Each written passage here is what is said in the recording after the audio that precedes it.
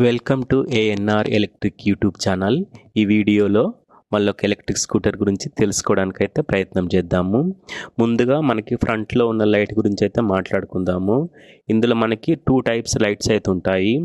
ఒకటి long distance cover చేయడానికి ఒక లైట్ ఉంది, వైడ్ వెడల్పు రావడానికి ఒక లైట్ అయితే ఉంది. అందులో చూసారు కదా, చిన్న లోపల ఉన్న లైట్ ఏమో లాంగ్ డిస్టెన్స్ వస్తుంది, సైడ్కు ఉన్న లైట్ ఏమో విడ్త్ ఎక్కువ వస్తుంది అన్నమాట. దాంతోపాటు హ్యాండిల్ కింద మనకి 2 ఇండికేటర్ లైట్స్ అయితే ఇచ్చారు. అవి మనకు సైడ్కి కానీ ఇండికేటర్ వేసినప్పుడు అది బ్లింక్ అవుతుంటుంది.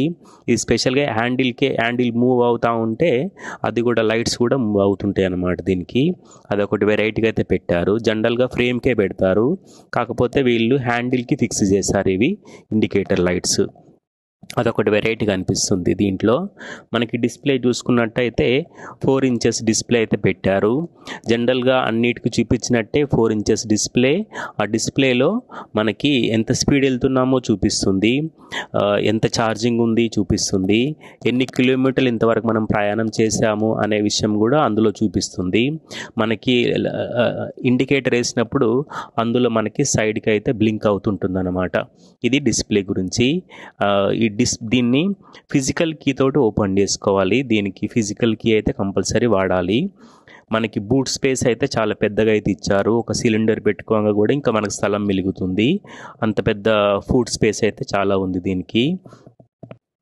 ఇది మనకి బ్యాటరీ ఛార్జింగ్ వచ్చేసేమో సీట్ కింద పెట్టారు, అది ఛార్జింగ్ పాయింట్, అది అట్లా ఉంటుంది. మనకి ఫ్రంట్లో డిస్క్ బ్రేక్ అయితే అరేంజ్ చేశారు, కానీ బ్యాక్ సైడ్లో మనకి డ్రమ్ బ్రేక్ అయితే ఇచ్చారు. డిస్క్ బ్రేక్ అయితే దీనికి అరేంజ్ చేయలేదు. ఫ్రంట్లో ఒకటి మాత్రమే డిస్క్ బ్రేక్ ఇచ్చారు, బ్యాక్ సైడ్లో డ్రమ్ బ్రేక్ అయితే ఇచ్చారు. దీనికి బ్రేక్ సిస్టమ్ అయితే ఇట్లా ఉంటుంది.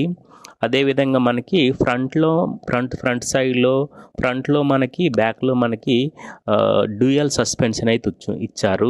దీనివల్ల మనం రైడ్ చేస్తున్నప్పుడు స్మూత్ రైడింగ్ ఎక్స్పీరియన్స్ అయితే వస్తుంది. రోడ్ ప్రాపర్గా లేకున్నా గుంటలు ఉన్న మనకి రైడ్ చేసే వ్యక్తికి మంచి స్మూత్ రైడింగ్ ఎక్స్పీరియన్స్ అయితే వస్తుందన్నమాట. డ్యూయల్ సస్పెన్షన్ అయితే పెట్టారు దీనికి. అది డ్యూయల్ సస్పెన్షన్ ఫ్రంట్లో బ్యాక్ సైడ్లో డ్యూయల్ సస్పెన్షన్ అయితే పెట్టారు. దాని గురించి అయితే అది మొత్తానికైతే. ఇప్పుడు బ్యాటరీ కెపాసిటీ గురించి చూసుకున్నట్లయితే బ్యాటరీ కెపాసిటీ వచ్చేసి 30 amperes hour lead acid battery వాడారు. 30 ampere hour lead acid battery వాడారు. దీనికి లిథియం అయాన్ బ్యాటరీ అయితే వాడలేదు.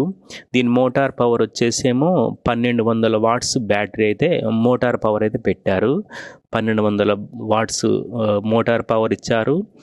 30 ampere hour lead acid battery అయితే దీనికి వాడారు.